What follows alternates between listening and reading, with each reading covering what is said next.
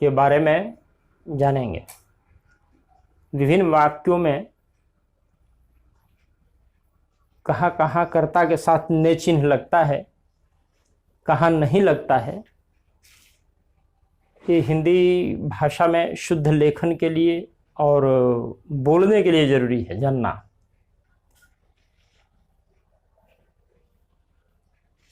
कर्ता का चिन्ह है ने, तो हर तरह के वाक्य में कर्ता का ने चिन्ह नहीं लगता है। जैसे राम पढ़ता है, इसमें कर्ता का ने चिन्ह नहीं लगा सकते हैं। और राम खेल रहा है, तो कहाँ कहाँ नहीं लगता है, कहाँ लगता है, इस पर आज विचार करेंगे। कर्ता का ने चिन्ह हमेशा भूतकाल में ही लगता है। जो काम बीत चुका है उसमें भी भूतकाल के कई भेद होते हैं। अपूर्ण भूतकाल जो है, जैसे वह खा रहा था, यहाँ ने नहीं लगा। बाकी के जो भूतकाल हैं, शेष जो बचे, उसमें कर्ता का ने चिन्ह लगता है जब क्रिया सकर्मक होए।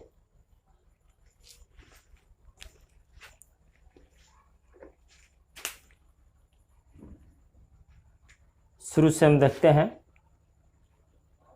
सामान्य भूत, जैसे कि राम ने किताब पढ़ी। राम किताब पढ़ी।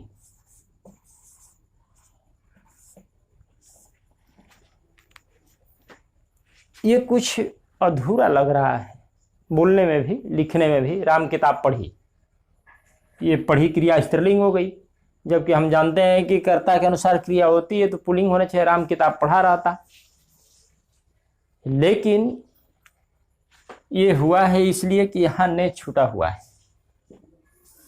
राम ने किताब, राम कर्ता, कर्ता का चिन्ह ने, क्योंकि यह सामान्य भूत में है, जिसे हम अंग्रेजी में पास्ट इंडेफिनिट कहते हैं। पास्ट इंडेफिनिट, राम ने किताब पढ़ी, और ने चिन्ह लग जाने के बाद यह जो क्रिया होती है वो कर्म के अनुसार हो जाती है, ने चिन्ह लगने के बाद। इसलिए क्रिया स्त्रीलिंग है। राम ने किताब पढ़ी। सामान्य भूत में यदि क्रिया सकर्मक होती है, सकर्मक, पढ़ना क्रिया सकर्मक है, इसको ट्रांजिटिव वर्ब हम लोग कहते हैं। ट्रांजिटिव वर्ब का मतलब कि वो वर्ब, क्रिया का फल ट्रांसफर हो रहा है किसी वस्तु पर, व्यक्ति पर। सकर्मक, कर्म के साथ जो हो, इसमें किताब कर्म है।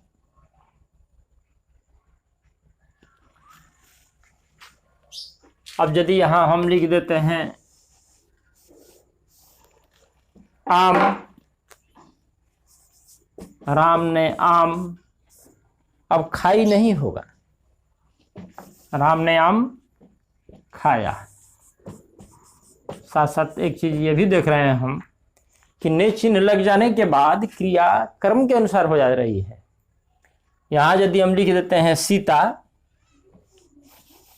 राम ने आम खाया, यदि स्त्रीलिंग करता देते हैं सीता, तो भी खाया ही रहेगा, क्योंकि कर्म पुल्लिंग है। सीता ने आम खाया।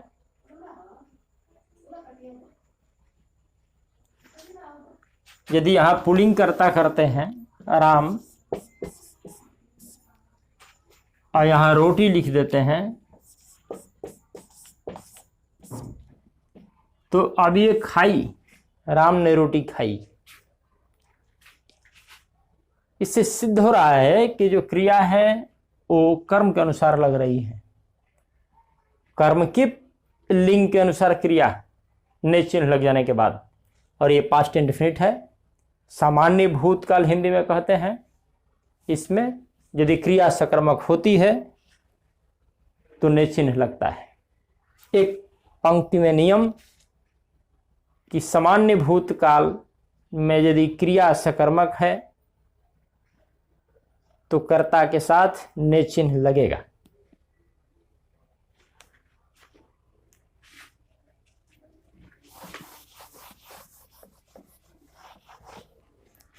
दूसरा है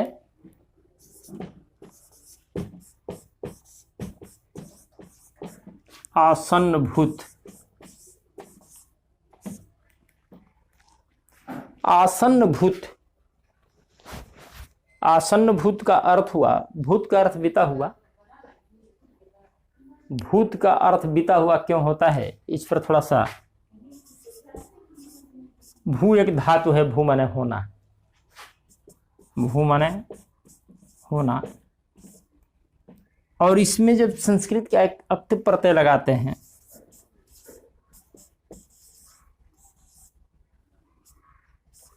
तो यह भूत हो जाता है। ये जो शब्द है भूत स्वयं में पास्ट टेंस में है। होना, भू माने होना, अभूत माने जो हो गया, जो बीत गया है। बी माने होना, वाज, बी का वाज पास्ट टेंस है, वेयर पास्ट टेंस है। तो भू का भूतकाल बनाए हैं तो भूत हुआ है। भूत स्वयं में भूतकाल है, इसलिए भूतकाल कहा जाता है। भूत माने बीता हुआ, जो हो चुका है। तो आसन्न भूत का अर्थ हुआ, आसन्न का अर्थ हुआ कि सटा हुआ। हम कहते हैं कि आसन्न विधानसभा चुनाव में, आसन्न माने एक तरह से आगामी भविष्य का द्योतक करा रहा है। आसन्न माने लगा हुआ, सटा हुआ। सन्न भी भूतकाल है, ये सन्न जो है ये भी भूतकाल है, जिसका अर्थ हुआ है सटा हुआ, लगा हुआ। आसन्न भूत माने बीत गया है लेकिन अभी सटे हुए है, लगे हुए है, तुरंत बीता हुआ है, आज ही हुआ है। आसन्न भूत, अंग्रेजी में हम लोग कहते हैं इसको प्रेजेंट परफेक्ट। तो प्रेजेंट परफेक्ट का मतलब आसन्न भूत, परफेक्ट पूर्ण हो गया है लेकिन प्रेजेंट में ही।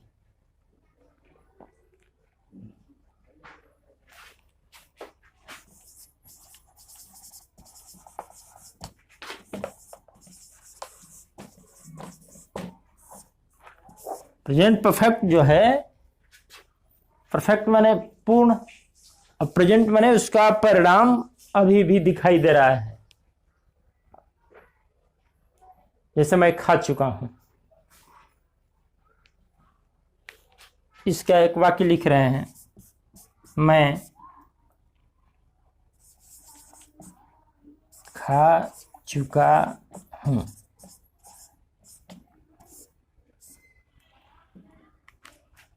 मैंने खा लिया है।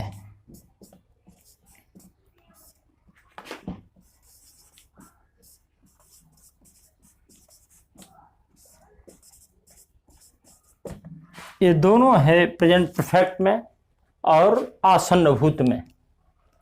लेकिन एक में ने लगाया है हमने और दूसरे में नहीं लगाया है,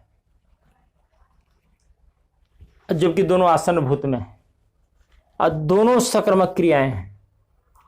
जब मैंने कहा कि आसन्न भूत में कभी भी क्रिया सकर्मक होगी तो ने लगेगा, कर्म रहना चाहिए या रहने की संभावना हो। इसमें कर्म नहीं लिखे हैं लेकिन खाना क्रिया सकर्मक है। ऐसा नहीं है कि कर्म दिखाई दे रहा है तो ही सकर्मक है। तो दोनों जब ये प्रेजेंट परफेक्ट में है, आसन्न भूत में है, लेकिन एक में नहीं लगा, एक में लगा। जब किसी क्रिया के साथ चुका लग जाए तब ने नहीं लगता है। इस सामान्य भूत, आसन्न भूत, संदिग्ध भूत, हेतु हेत मत भूत, किसी में भी रहेगा तो चुका लग गया तो नहीं लगेगा ना ने। लेकिन जब चुका नहीं है तो क्रिया सकर्मक है मैंने खा लिया है, ये भी संयुक्त क्रिया, खाना लेना दोनों सकर्मक है। मैंने खा लिया है तो ने चिन्ह लगा है कर्ता के साथ। ये आसन्न भूत के वाक्य हैं दोनों, लेकिन यदि चुका लग गया तो ने नहीं लगेगा, और नहीं लगा है तो इस तरह से उसकी बनावट रहेगी। मैंने खा लिया है, मैंने गेंद खेल लिया है, मैंने आम खाया है। ये आसन्न भूत मतलब कि भूत बीत तो गया है लेकिन अभी जस्ट सटा हुआ, समय के दृष्टि से लगा हुआ, अभी तुरंत बीता हुआ, आज ही बीता हुआ। सामान्य भूत जैसा नहीं है, पास्ट इंडेफिनिट जैसा ये नहीं है। इसमें प्रेजेंट है, उसका प्रभाव दिखाई दे रहा है। मैंने खा लिया है, उसका प्रभाव भी महसूस कर रहे हैं अभी प्रेजेंट में। तो इसमें क्रिया सकर्मक होती है आसन्न भूत में। आसन्न भूत का अर्थ समझाया मैंने, उसमें ने चिन्ह लगेगा।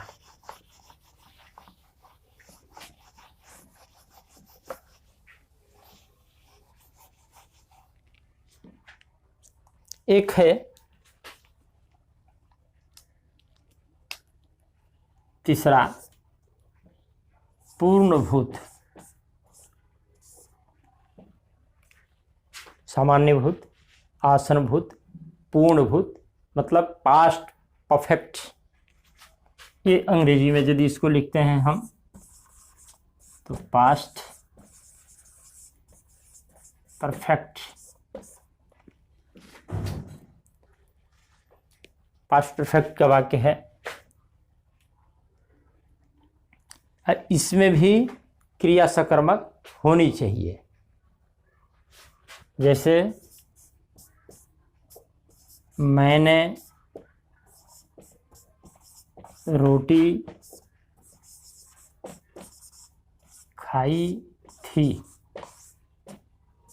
ये परफेक्ट है और पास्ट पूर्ण रूपेण बीत चुका है। वह जा चुका था, चुका लग गया इसलिए नहीं वहां लग रहा है। मैं खा चुका था, मैं गेंद खेल चुका था। चुका था रहेगा तो क्रिया सकर्मक होने के बावजूद ने नहीं लगेगा कर्ता के साथ। लेकिन यदि चुका नहीं है, यह खाना क्रिया सकर्मक है, तो मैं रोटी खाई थी नहीं, मैंने रोटी खाई थी।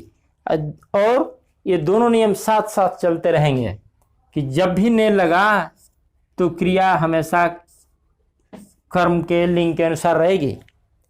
मैंने रोटी खाई थी, लेकिन यदि इसको बदल देते हैं और लिख देते हैं कि मैंने पत्र पुल्लिंग हो गया तो लिखा था, अब लिखी थी नहीं। कर्ता के लिंग का उस पर कोई प्रभाव नहीं पड़ रहा है।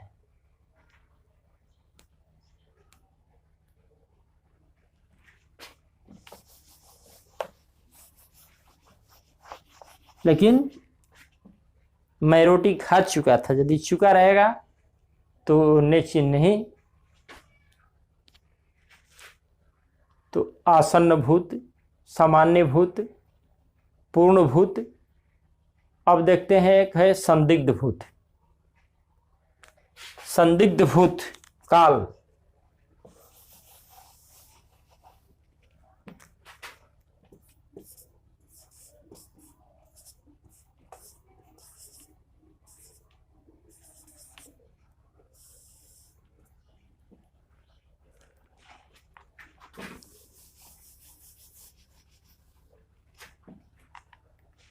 एक तरह से संदिग्ध का मतलब संदेह।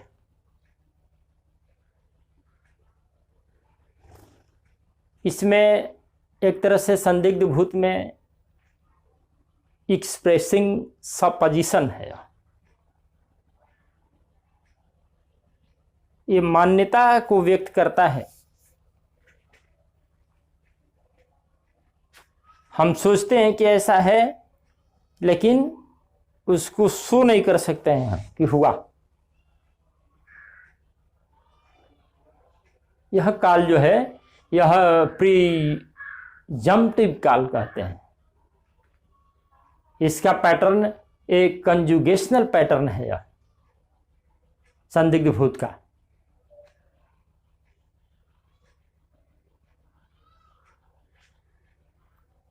इसमें सपोजिशन रहता है जैसे,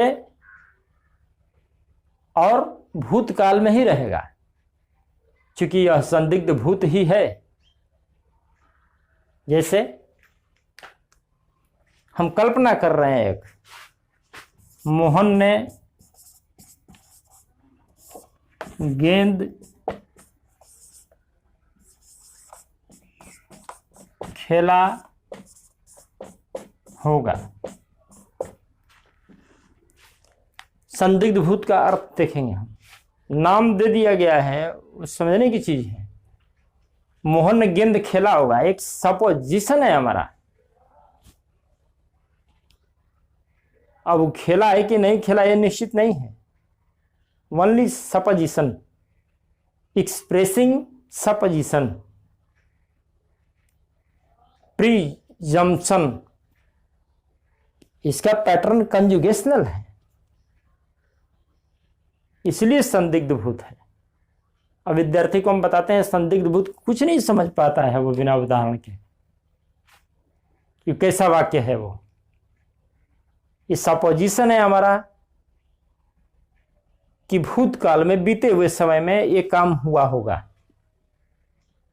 सच्चाई नहीं जानते हैं हम हुआ कि नहीं हुआ। प्रीजम्पशन, पूर्वानुमान लगा रहे हैं हम, अनुमान लगा रहे हैं कि मोहन ने गेंद खेला होगा। गेंद कर्म है, खेला क्रिया है, और तो यहां ने चिन्हकर्ता के साथ लगेगा। मोहन ने गेंद खेला होगा। अब केवल लिख देते हैं कि मोहन गेंद खेला होगा, ये ठीक नहीं है, क्योंकि ये संदिग्ध भूत है और इसमें एक सपोजिशन है, क्रिया सकर्मक भी है, तो ने चिन्ह लगा। इस तरह के और बहुत सारे वाक्य बोल सकते हैं इसमें। राम ने पुस्तक पढ़ी होगी, सपोजिशन। मोहन आया होगा। अब ये हो गया क्या कि आना अकर्मक क्रिया है, इसलिए नहीं ने लगा। दोनों पर ध्यान रखना जरूरी है। मोहन ने आया होगा नहीं, यह भी सपोजिशन है, इसमें भी कल्पना कर रहे हैं हम। ये भी संदिग्ध है, आया कि नहीं आया, लेकिन सकर्मक नहीं है इसलिए नहीं लगा। मोहन ने गेंद खेला होगा, ये सकर्मक क्रिया है इसलिए लगा। मोहन आया होगा, इसमें ने नहीं, तो संदिग्ध में क्रिया सकर्मक हो तो ने चिन्ह लगाएंगे।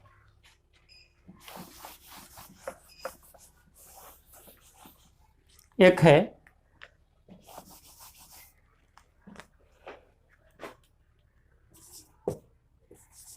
हेत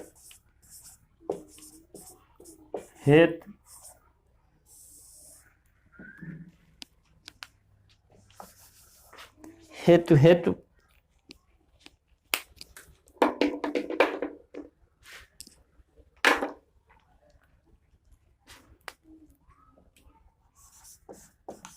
मदभूत। तो नाम इतना कठिन है, हेतु मदभूत, कि जब इसका अर्थ समझेंगे तो वाक्य समझ में आएंगे। हेतु मदभूत, कुछ नहीं समझ में आया कि किस तरह का वाक्य इसमें होगा, लेकिन हेतु का मतलब हम ये समझाने के लिए लगाते हैं कि हेतु का मतलब कि दो वाक्य इसमें रहेगा, एक का कारण दूसरा बतलाएगा। हेतु माने रीजन भी होता है, हेतु माने मोटिव भी होता है। बताएंगे मोटिव क्या है। हेतु में रीजन फॉर एन इन्फरेंस, किस चीज का हम निष्कर्ष निकाल रहे हैं उसका रीजन रहता है एक में। एक हेतु जो है यह रीजन है। Reason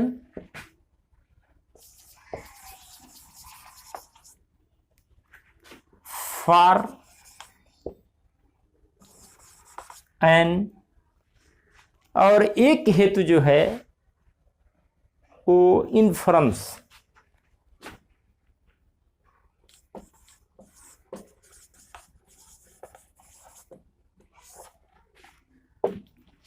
reason for an inference. Inference माने अनुमान, निष्कर्ष। हित हितमभूत, मोटिव।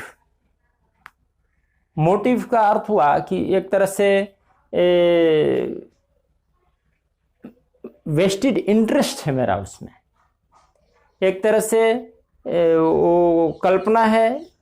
और प्रायः मोटिव जो है वो समथिंग बैड, जो हम नहीं चाहते हैं वो हुआ, वो वांछित नहीं है, वांटेड डिजायर्ड नहीं है, वो हुआ। और उसका कारण पहला वाक्य बताता है। पहले पार्ट में रीजन और दूसरे पार्ट में मोटिव, इन्फ्रेंस।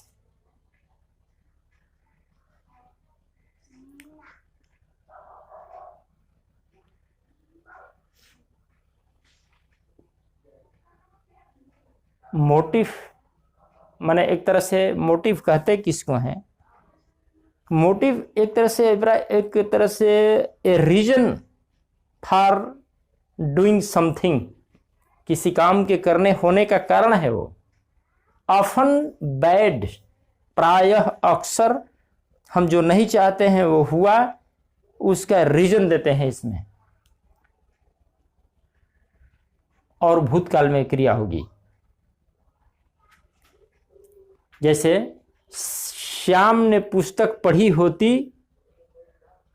तो सही उत्तर देता है।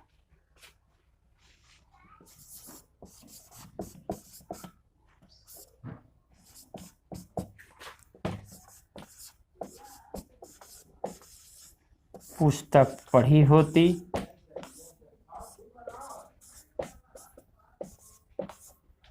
श्याम ने पुस्तक पढ़ी होती तो उत्तर सही देता।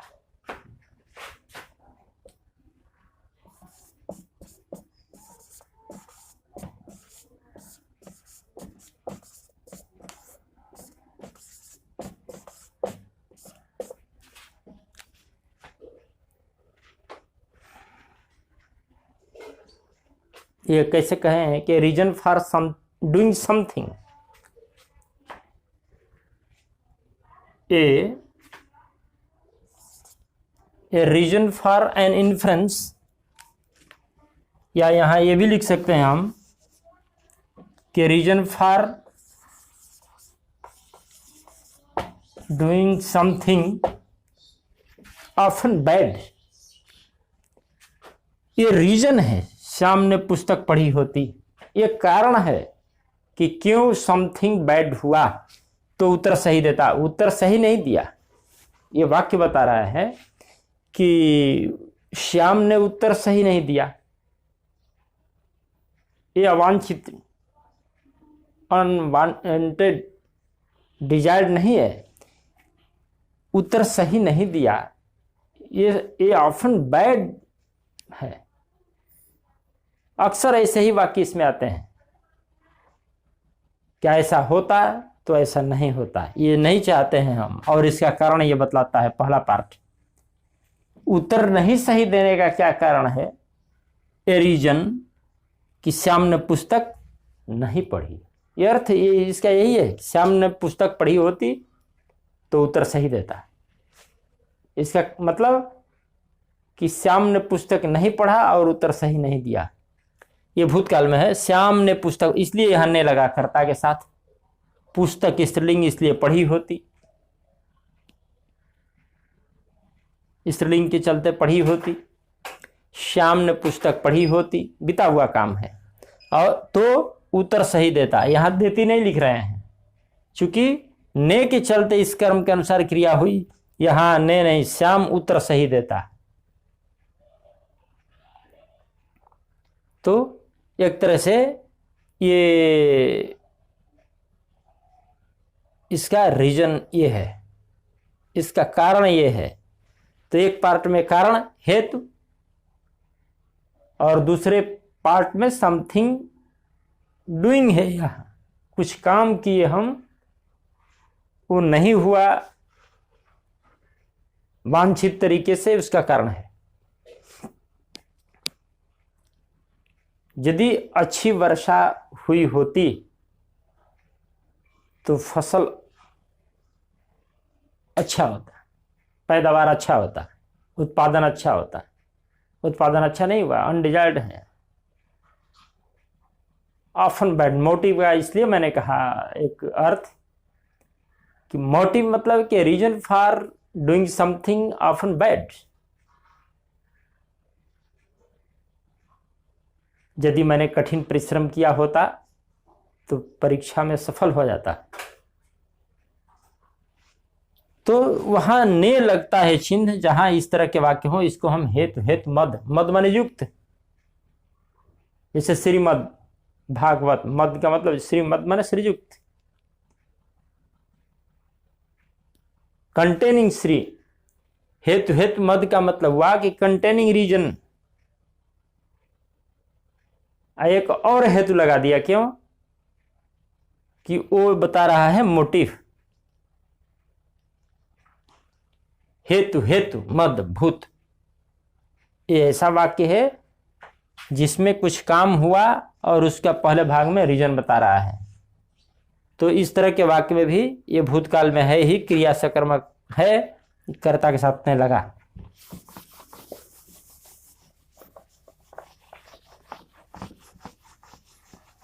तो इस तरह से भूतकाल के 6 भेदों में से 5 भेदों में लगा। एक अपूर्ण भूत जो है, जिसको हम पास्ट कंटिन्यूअस कहते हैं, जैसे वह जा रहा था, आराम आम खा रहा था, सकर्मक होने के बावजूद भी नहीं लगता। भूतकाल के 6 भेद, इसमें से एक छोड़ दीजिए अपूर्ण भूत, बाकी सब में। विद्यार्थी जीवन में हम लोग एक दोहा जैसा पढ़ते थे, आशा पू संदिग्ध हेतु में क्रिया सकर्मक होए तो कर्ता के साथ ने चिन्ह लगत है, जानत है सब कोई। दोहा शिक्षक लोग पढ़ाते थे, उसको याद कर लिया जाता था और उसी पर हम लोग आगे व्याख्या बढ़ते थे, करते थे। आशा पू संदिग्ध हेतु में क्रिया सकर्मक होए, कर्ता में ने चिन्ह लगत है, जानत है सब कोई। कितनी तुकबंदी है, लयबद्ध हो गया, याद हो गया, आज तक याद है।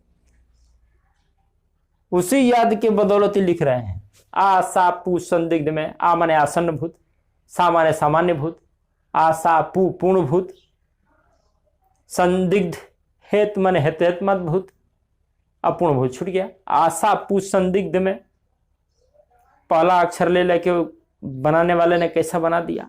लोग चिंतन करते थे, मनन करते थे, पहले दोहे में लोग बांध देते थे बड़ी बड़ी बातों को। आज थोड़ा सा अभाव नजर आ रहा है इसका, जिस पर हम चिंतन करें, उसको विद्यार्थी के लायक बना के प्रस्तुत करें। इस दोहे पर कह रहा हूं, किसी ने बनाया होगा, किताबों में नहीं देखने को मिलता है, ना अब कोई पढ़ाता है, लेकिन काम का चीज है। इसी पर ये क्रमबद्ध लिख दिया हम। आशा पू संदिग्ध हेतु में व्याख्या कर दिए, उसकी शब्दों की व्याख्या कर दी है। अब एक चीज है,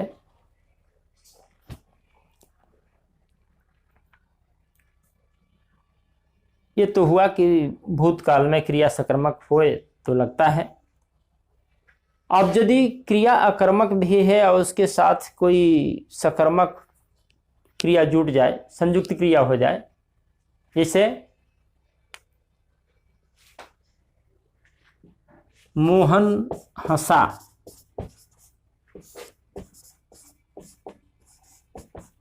अब चूंकि हंसना क्रिया सकर्मक नहीं है, अंग्रेजी में भी जब लाफ्ट लिखते हैं उसके आगे जब देना हो ऑब्जेक्ट तो प्रीपोजिशन लगाना पड़ता है। लाफ्ट एट, वो पहचान है, अंग्रेजी ग्रामर की बात करेंगे तो देखेंगे वहां। इंट्रांजिटिव वर्ब है तो उसके आगे ऑब्जेक्ट देने के पहले लगाएंगे प्रीपोजिशन, सीधे नहीं ले सकता है वो। ट्रांजिटिव है तो लेगा सीधे ऑब्जेक्ट।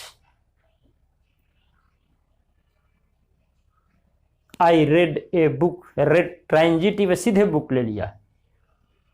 लेकिन आई गो टू बक्सर देना हो आगे ऑब्जेक्ट तो टू लगाना पड़ेगा प्रीपोजिशन। इस तरह से मोहन हंसा, इंट्रांजिटिव है तो नहीं लगाने हैं, लेकिन इसमें हम एक ट्रांजिटिव जोड़ दें इधर, देना जो क्रिया है वो सकर्मक है तो यहां अब लगाना पड़ेगा। मोहन ने हंस दिया, हंस दिया। मोहन हंसा, लेकिन जब दिया उसके साथ एक सकर्मक क्रिया जोड़े तो अब ने ले लिया, क्योंकि भूतकाल में है भी, सामान्य भूत में है, पास्ट इंडेफिनिट, और अब सकर्मक हो गया तो मोहन ने हंस दिया। रोना क्रिया आक्रमक है, लेकिन दिया लगा दिया उसे, उसने रो दिया तो लग गया ने। वह रोया, यदि केवल ऐसे लिखें रोया हम तो वह रोया,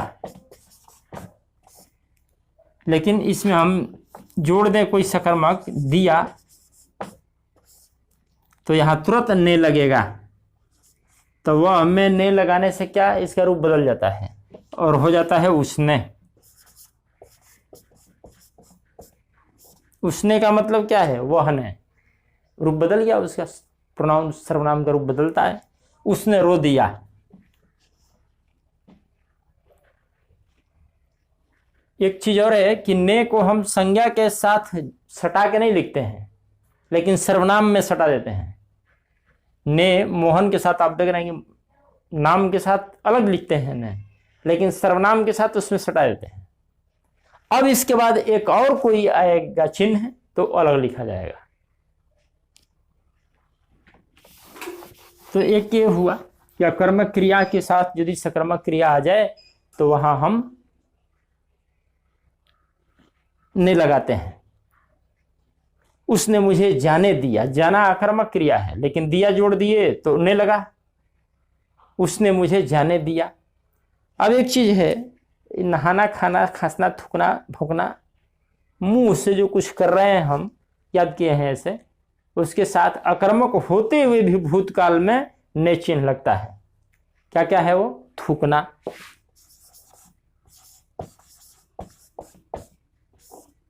थूकना, छींकना,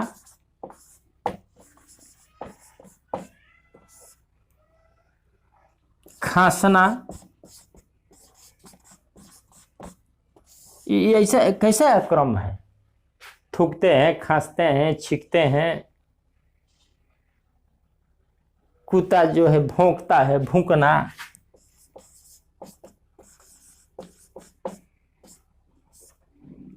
नहाना, ये सब जो है थूकना, नहाना, छींकना, भूकना, खांसना, अकर्मक क्रियाएं हैं। फिर भी इनके साथ भूतकाल में कर्ता के साथ ने चिन्ह लगता है। इसको अपवाद मान लें। जैसे उसने थूका, किसने थूका? अब ये किसने कैसे बन गया कि कौन है, कौन थूका? अब यदि कोई इस तरह का वाक्य बोल देता है कि कौन थूका, बोल देते हैं हम लोग, कौन थूका, ध्यान नहीं दिए व्याकरण का तो। लेकिन जब थूकना क्रिया के साथ ने लगता है तो कौन ने, और जब कौन सर्वनाम है, ने इसमें जब लगेगा तो इसका रूप हो जाता है किसने। यदि किसने नहीं कहे कि कौन थूका तो गलत हो गया। कौन खांसा, नहीं, किसने खांसा, राम ने खांसा। चूंकि इसके साथ ने लग रहा है। थूकना, नहाना, छींका, किसने छींका, किसने खांसा, कौन खांसा नहीं, यह भूल होने लायक वाक्य है। जल्दी में बोल सकते हैं कि कौन खांसा क्लास में बच्चों के साथ, कौन छींका, कौन, चूंकि बोलने की आदत है।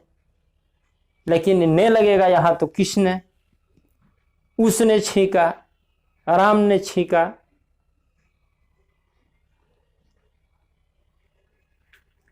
अब चाहना एक क्रिया है, उसने बोलना चाहा, मैंने खाना चाहा। चाहा लग रहा है भूतकाल में तो नहीं लगाएंगे। मैंने खाना चाहा, यहां चाहना क्रिया आई तो चाहा के साथ नहीं लगाएंगे। राम ने खेलना चाहा, अकर्मक है तो भी। जाना क्रिया आक्रामक है, लेकिन चाह लगा दिए तो मैंने जाना चाहा। वह आना, उसने आना चाहा, वह आना चाहे या नहीं, तो यह है। अब अकर्मक क्रियाएं कुछ हैं, चलना, लड़ना, रोना, जिसकी पुनरावृत्ति करके इसी से कर्म बना लिया जाए। चलना से कर्म बना लेते हैं हम लोग चाल, उसने चाल चली। ऐसे चलना और लड़ना, रोना अकर्मक क्रियाएं इसके साथ नहीं लेगा, लेकिन इसी से कर्म बना लेते हैं। चाल चलना, चाल चली, लड़ाई लड़ना, लड़ाई लड़ी।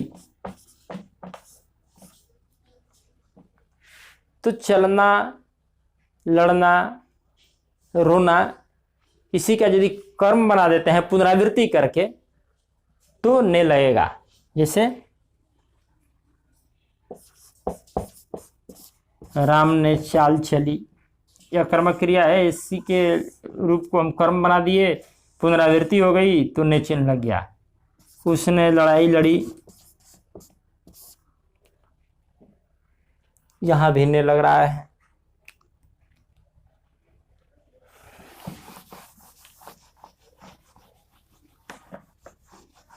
अब है एक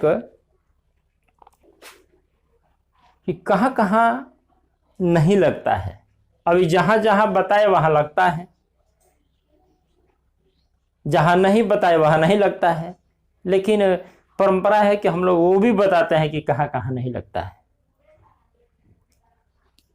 यदि पूर्वकाली क्रिया हो, पहले भूतकाल में हो तो भी, यदि पूर्वकाली क्रिया आई, राम जाकर सोया, वह खाकर दौड़ा, जाकर, खाकर, नहाकर, इस तरह की क्रिया पूर्वकाली क्रिया कहते हैं हम। किसी क्रिया के पूर्व में वो आती है तो वहां ने चिन्ह नहीं लगाते हैं। राम जाकर, राम बैठकर खाया, राम ने बैठकर खाया नहीं, बैठकर लग गया, पूर्वकाली क्रिया है। सकर्मक होते हुए भी, भूतकाल होते हुए भी नहीं लगेगा। संयुक्त क्रिया में यदि एक सकर्मक हो अब बाद में अकर्मक आ जाए तो वहां भी नहीं लगाते हैं। जैसे मैंने चूका वाला कहा, क्रिया सकर्मक है और उसके बाद अकर्मक आ जाए, क्रिया दो तरह का जोग हो जाए। जैसे राम, गेंद, खेल, ये तो सकर्मक है। चूका, ये अकर्मक आ गया।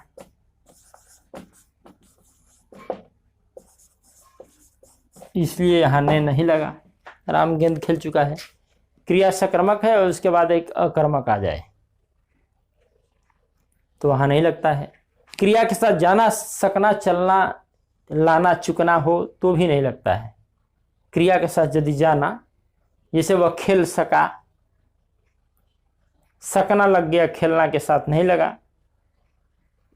तुम्हें घर जाना है, जाना लग गया तो क्रिया प्लस जाना, सकना, चुकना, लाना, लगना,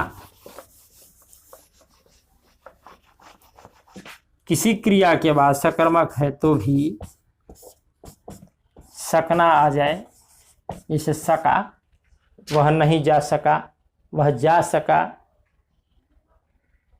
वह खा सका, खा सकर्मक है तो भी नहीं लगा, ने नहीं लगा, तो जाना लग जाए।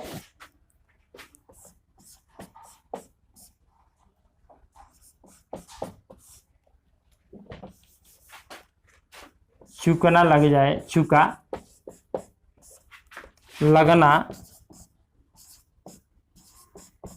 लगना का उदाहरण जैसे वह पढ़ने लगा, वह किताब पढ़ने लगा।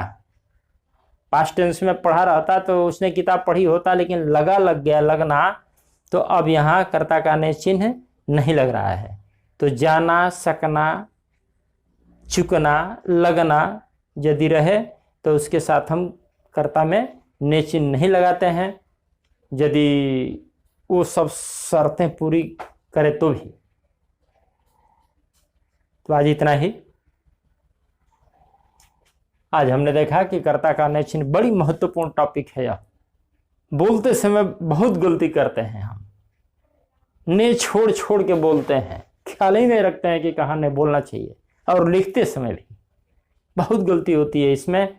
इसलिए मैंने इस पर जोर देकर चर्चा किया कि कर्ता का ने चिन्ह कहाँ कहाँ लगता है। भूतकाल के 5 भेदों में क्रिया सकर्मक होए तो लगता है।